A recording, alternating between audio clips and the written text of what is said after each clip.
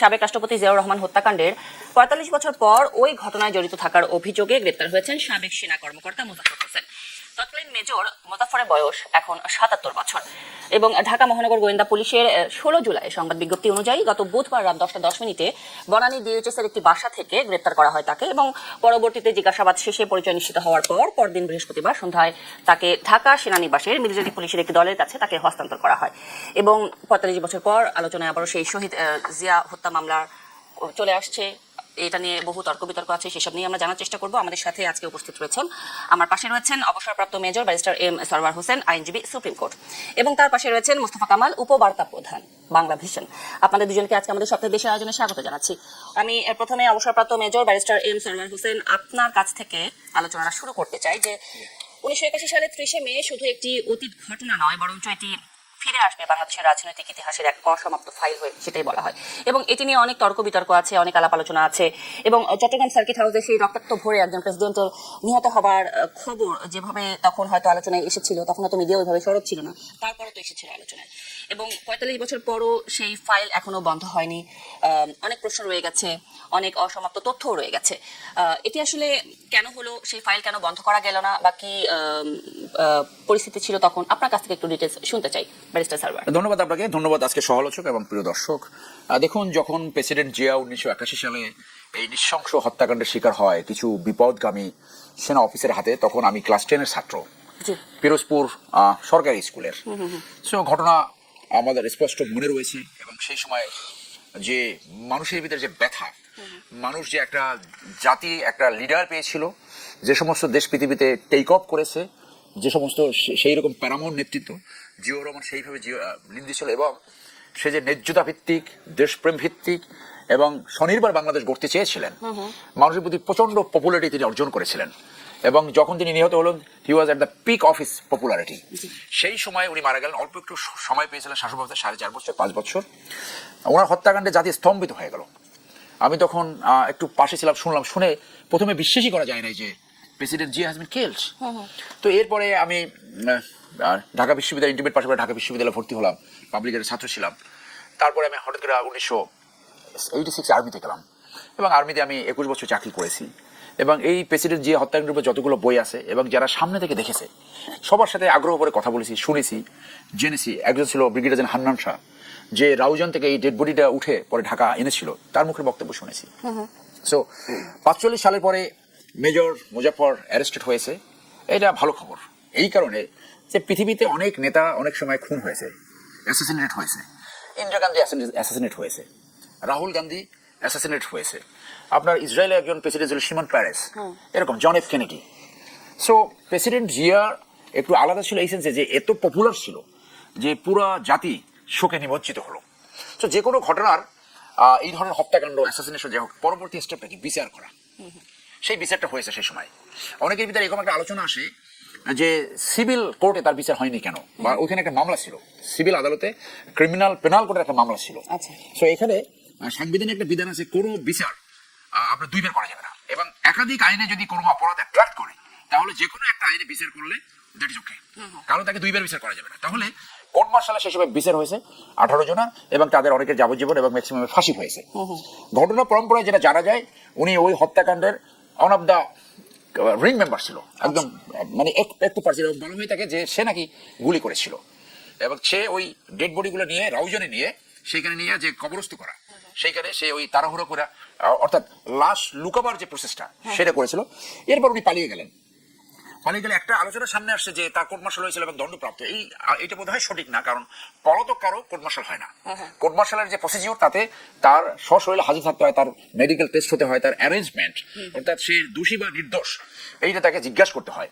এবং যখন বিচার চলে, সে তখন তার নিজের কেস কন্ডাক্ট করতে পারে, অথবা ডিফেন্স অফিসার হিসেবে কাউকে নিতে পারে, অথবা ডিফেন্স লয়ার, ইভেন বেসামরিক লয়ারকেও নিযুক্ত করা যায়।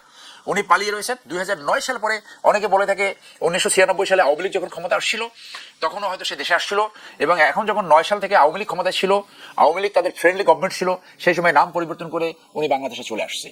সো ওই যে পাপ বাপকেও ছাড়ে না, যে একসময় না একসময় বিচার হয়, এই উনি এখন ধরা পড়ছে। তাহলে এখন কি করণীয়? সেনাবাহিনীতে যে কোনো ঘটনা ঘটে, একটা প্রথম আরেকটা তদন্ত হবে এখন। এই তদন্তে বের করা হবে তার ব্যাপারটাই, সে পালিয়েছিল, সেই মেজর মোজাফফর কিনা, কোথায় পালিয়েছিল, কিভাবে পালালো, কারা এবং তাকে সেই সহায়তা করেছিল। সহায়তা করলো, এবং এই তদন্তে ওই 1981 সালে হত্যাকাণ্ডের যে তদন্ত আসছে সেই তদন্তের কপিও হিলিট করা হবে এবং সেখানে দেখা হবে তার বিরুদ্ধে কি সুপারিশ ছিল, তার বিরুদ্ধে কি ফাইন্ডিংস ছিল, ওই সুপারিশ অনুযায়ী তার বিচার হবে। এখন সে পলাতক থাকাতে সে দুইটা অফেন্স করেছে। একটা হলো ডেজার্টার। আর্মিতে আপনি জানেন যে ডেজার্টার হলে 14টা জায়গায় তার ওয়ারেন্ট অর্ডার যায়, তার মানে তার এই ওয়ারেন্ট অর্ডারগুলো সব জায়গায় ছিল। এই একটা হলো সে পলাতক, এই পলাতক হিসেবে তার বিচার হবে। আর দুই, ওই 81 সালের যে হত্যাকাণ্ড ঘটিয়েছে সেনা আইনের আপনার ধারা 91 অনুযায়ী 5টা অফেন্স ব্যতীত বাকি সব অফেন্স 3 বছরের ভিতরে যদি বিচার করা না হয় তাহলে সেটা আপনার তামাদি হয়ে যায়, টাইম বার্ড হয়ে যায়।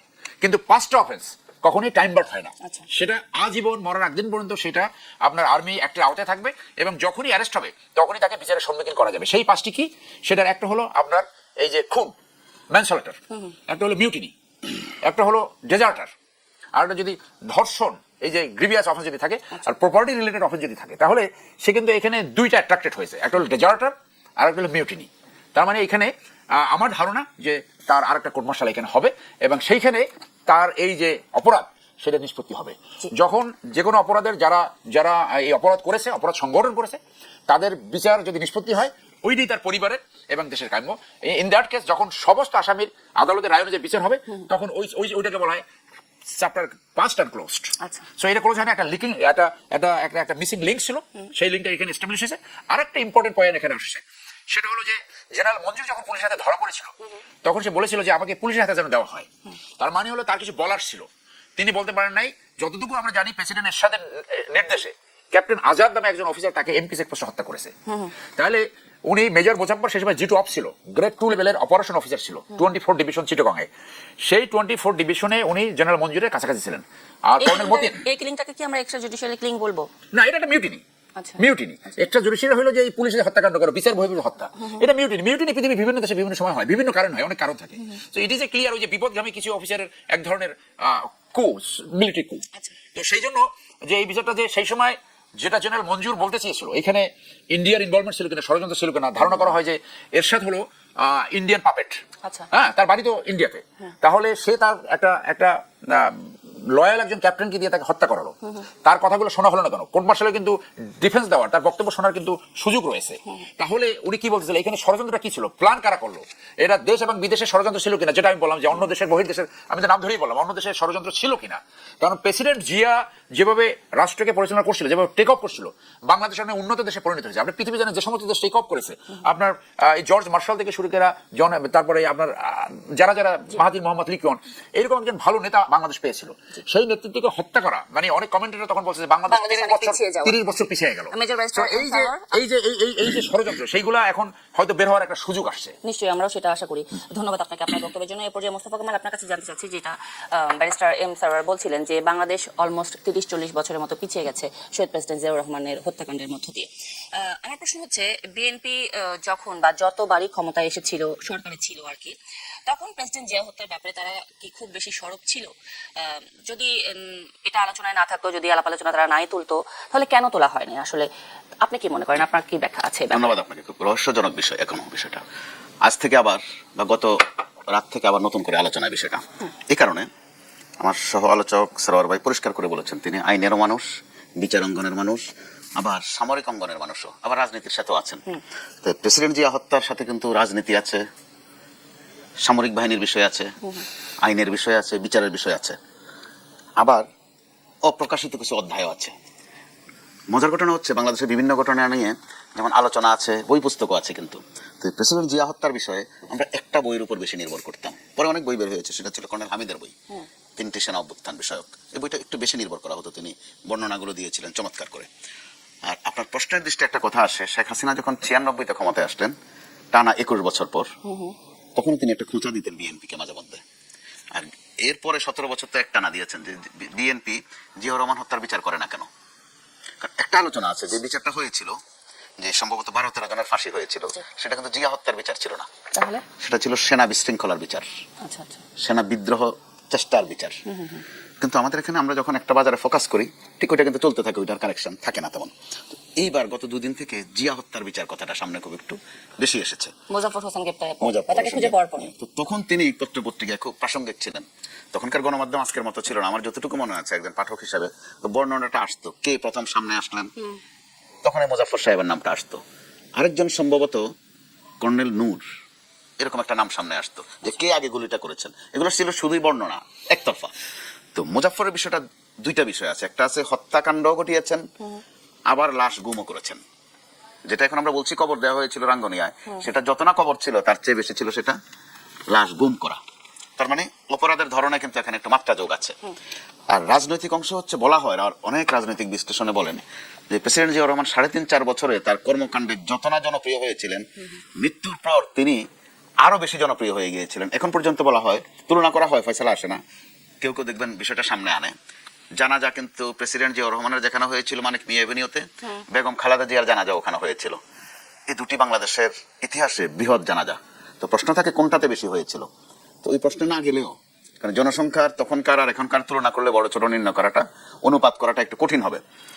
যখন ঘটনাচক্রে এই মুজাফফর ধরাই পড়লেন, একদম চাঞ্চল্যকর সিনেমেটিক কাহিনীকেও কিন্তু হার মানায়, যে একটি লোক 45 বছর পলাতক ছিলেন। তো বর্ণনা এখন পর্যন্ত যতটুকু এসেছে যে মাঝে মধ্যে তিনি দেশে ছিলেন, মাঝে মধ্যে বাইরে ছিলেন, ভারতের কথা একটু বেশি আসছে, সাথে বোধহয় আরেকজনও ছিলেন, ওনারা দুজন। এসব কি রাষ্ট্রের অজানা ছিল? হ্যাঁ, এগুলো আলোচনা ছিল খণ্ডিত। রাষ্ট্রের অজানা ছিল না নিশ্চয়ই। এখন পরিষ্কার হবে যে রাষ্ট্রের অথবা যখন যারা ক্ষমতায় ছিলেন তারা কি কতটুকু জানতেন। তো ওই সময় রাজনৈতিক দুইটা বিষয় কিন্তু খুব উল্লেখ করতে হয়।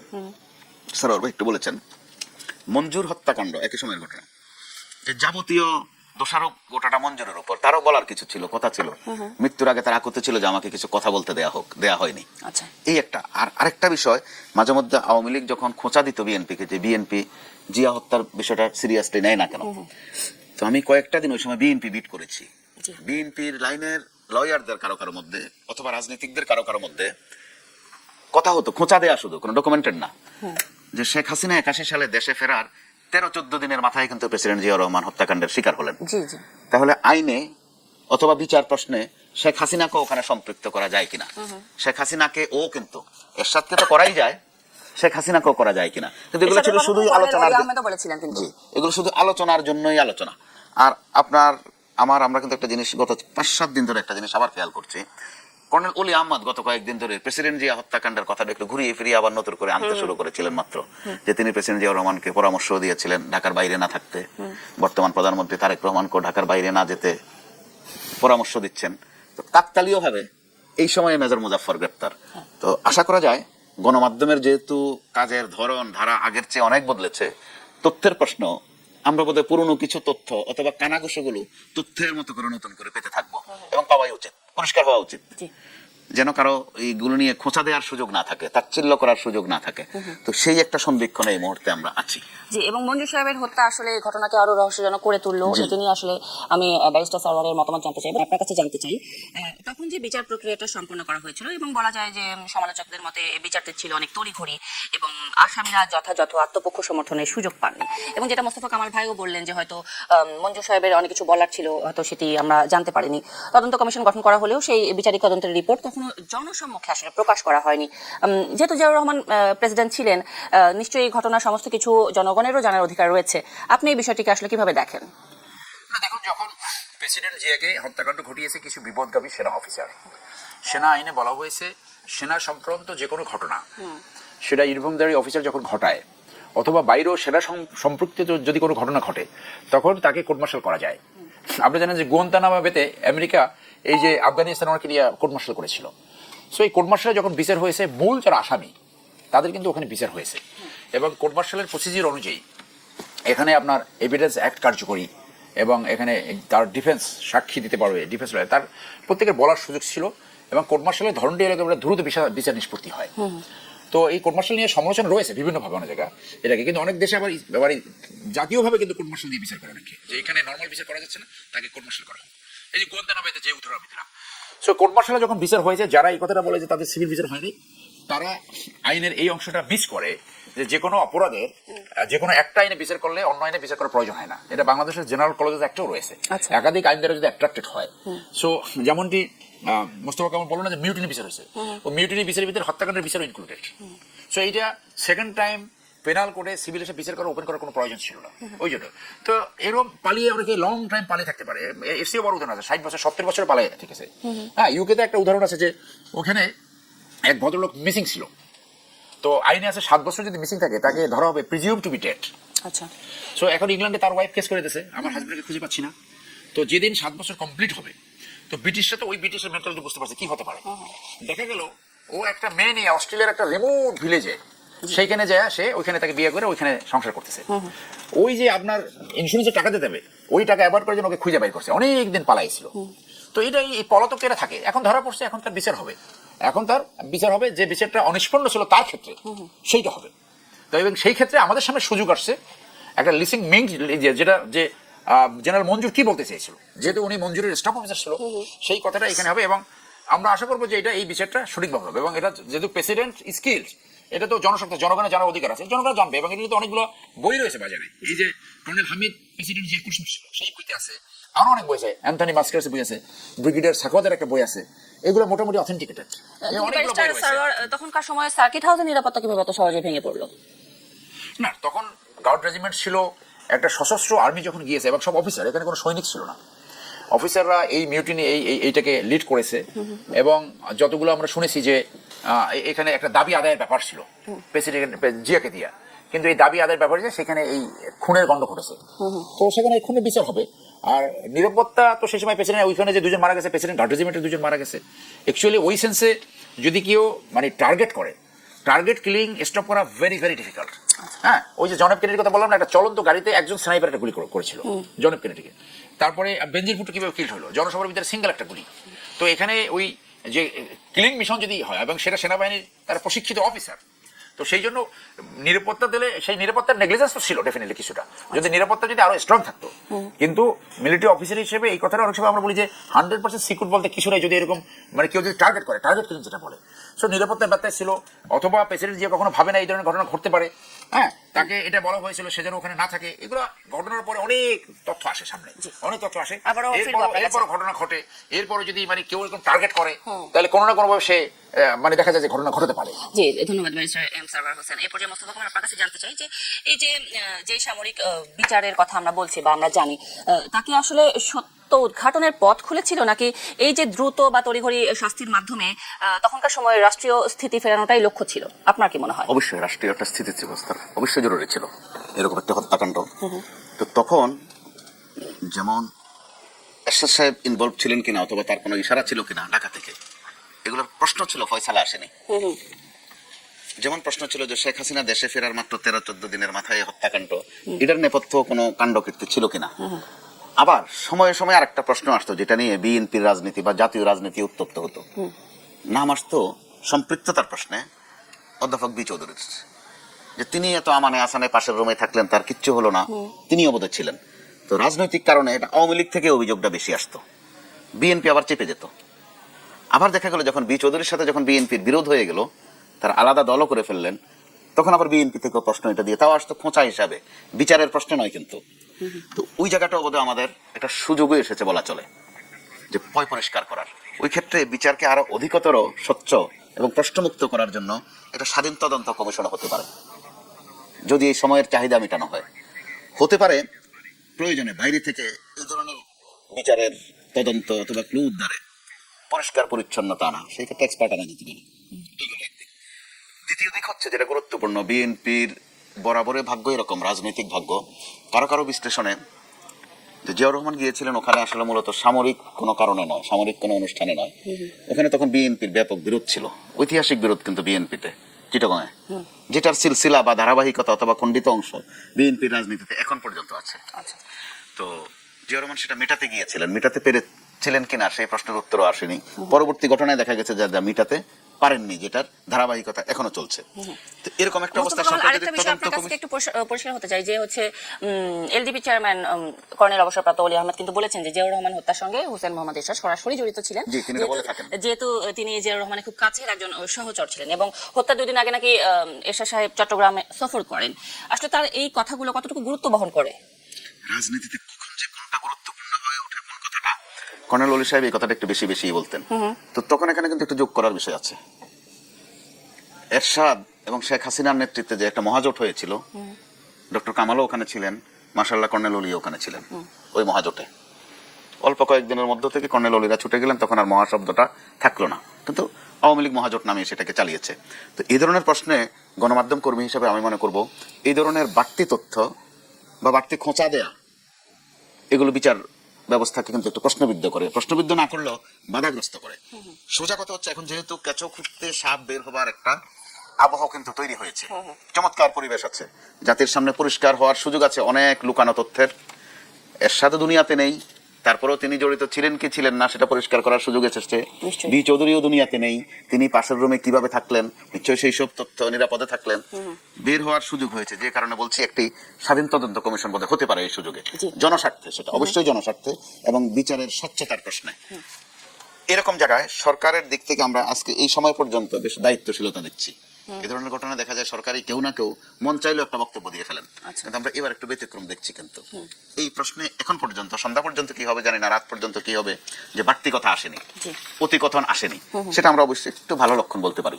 জি, ধন্যবাদ মোস্তফা কামাল আপনাকে। এই পর্যায়ে ব্যারিস্টার এম সারওয়ার, আপনার কাছে জানতে চাই যে আসলে অনেক প্রশ্ন চলে আসে যে আসলে হত্যার জেনারেল শহীদ প্রেসিডেন্ট জিয়াউর রহমানকে হত্যার পরিকল্পনা আসলে কতদূর পর্যন্ত বিস্তৃত ছিল, না এটি চট্টগ্রামের কিছু ক্ষুব্ধ কর্মকর্তার সীমিত বিদ্রোহ হিসেবে দেখা হচ্ছিল কিনা, নাকি এর পিছনে আরো বড় ধরনের কোনো সামরিক বা রাজনৈতিক কিছু কৌশল বা কারণও ছিল?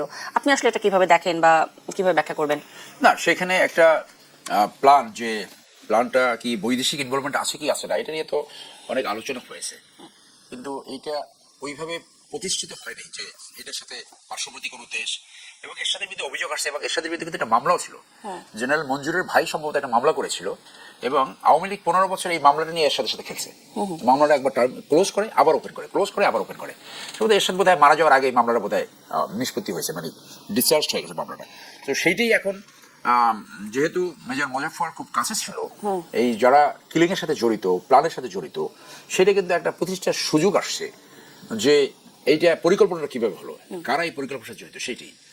তো এইটা যেহেতু সেনাবাহিনীতে যে কোনো ঘটনা, সেইটা তো সেই সময় তদন্ত হয়েছে, ওইখানে সেনাবাহিনী কর্তৃক তদন্ত হয়েছে, 24 ডিবি সেটা কোর্ট মার্শাল হয়েছে, এবং কোর্ট মার্শালে এটা নিষ্পত্তি হয়েছে।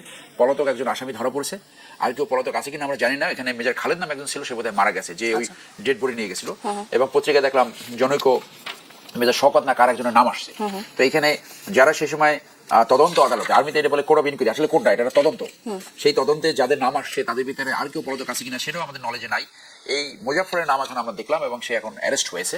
তো এখানে যেহেতু এটা কোর্ট মার্শালের মধ্যে নিষ্পত্তি হয়েছে, এখন মোস্তফা কামাল যেটা বলে কমিশন কি বাইর করবে এখানে, আই ডোন্ট নো, যে এটা কমিশন যে পলাতক যদি কেউ থাকে তাকে ধরে এনে বিচারের সম্মুখীন করা, তাহলে এই ব্যাপারটা নিষ্পত্তি হবে। কারণ কিন্তু বিভিন্ন দেশেই হয়, বিভিন্নভাবে হয়েছে।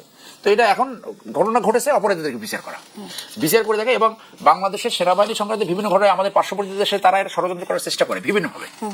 তো সেইটা যদি এখন দেখা যায় যে এখন এই মেজর মোজাফফর যদি তার বক্তব্য বলে না সেটা এটার সাথে জড়িত ছিল, তাহলে এটা প্রতিষ্ঠা পাবে যে এটা করেছে। বাট আমরা রিজনেবল অ্যাজাম্পশন যে রক্ষী বাহিনীর একজন অফিসার, সে রক্ষী বাহিনী ফার্স্ট ব্যাচের অফিসার মেজর মোজাফফর, এবং সেই এই কিলিং মিশনে ছিল, ডাইরেক্ট সে গুলি করেছে বলে সংবাদপত্রে বেরিয়েছে, সেইটা আবার ফার্দার বাংলাদেশের জনগণ জানতে পারবে, আমরা জানতে পারবো। আমি একটু যোগ করে স্যার কমিশনের প্রশ্নটা বলছি এই কারণে, পরিষ্কার করার প্রশ্নে, যখন সেই বিচারিকটা চলছিল 81 সালের ওই ঘটনার পর, বিএনপি ক্ষমতায় ছিল বটে, কিন্তু রাষ্ট্রের নিয়ন্ত্রণ ছিল জেনারেল এরশাদের হাতেই। বিএনপির যে বিচারপতি সত্তার সরকার ছিলেন, তিনি আসলে অনেকটা পুতুল সরকারের মতোই ছিলেন। তো দেখা গেল এরশাদ সাহেব তার মতো করে যে বিচারটা করেছেন, সেটা নিয়ে কিন্তু বারবার প্রশ্ন উঠেছে তখন, যেটা একটা মন গড়া বিচার। কমিশনের প্রশ্ন বলছি এই কারণে, যখন পরিষ্কার হওয়া উচিত, বিশেষ করে একদিকে রক্ষী বাহিনীর সাথে তার সম্পৃক্ততা ছিল, অথবা রক্ষী বাহিনীতে তিনি ছিলেন, এটা মোটা দাগের প্রশ্ন। দ্বিতীয় দাগের প্রশ্ন, তিনি বা তার মতো আরো কেউ কেউ লুকায়িত আছেন কিনা কোথাও, যদি থেকে থাকেন প্রশ্ন আসে এই লুকানো কাজে তাদেরকে কারা কিভাবে কখন সহযোগিতা করেছেন। তো সেটা যদি একটা যেহেতু সুযোগ এসেছে, আপনি আমার সাথে চমৎকার একটা তদন্ত হতে পারে, অন্তত তথ্যের প্রয়োজন। এটা আপনি কমিশন আরেকটা তদন্ত, এটা এটা ঠিকই বলেছেন যে সে সময় এরশাদ যে কোর্ট মার্শালটা করেছে সেইখানে কোনো অবিচার হয়েছে কিনা, কোনো ইনজাস্টিস হয়েছে কিনা, মিসক্যারেজ অফ জাস্টিস হয়েছে কিনা, সেইটাও কিন্তু ওপেন হবে এইখানে। ঘটনাটা যেহেতু আর্মির কাছে হ্যান্ড ওভার করেছে, তো আর্মির প্রসিজার অনুযায়ী কিন্তু এটা তদন্ত হবে, এবং এই তদন্তে কিন্তু এগুলো সব আসবে যে সেই সময় এরশাদ সেনাপ্রধান ছিল এবং তার নির্দেশে কোনো মিসক্যারেজ অফ জাস্টিস হয়েছে কিনা, এবং অন্য কেউ কাউকে যদি বিনা কারণে ভিক্টিমাইজ করা যায় সেটাও সামনে আসতে পারে।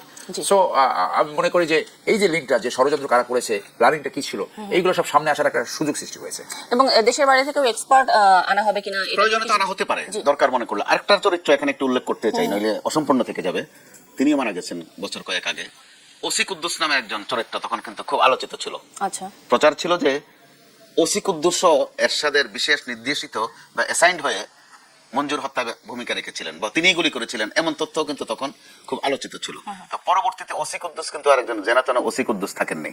তিনি বাংলাদেশের গার্মেন্টস সেক্টরের, ইন্স্যুরেন্স সেক্টরের বিশাল এক তারকা বনে গিয়েছিলেন, সেটা জেনারেল এরশাদের বদান্যতা।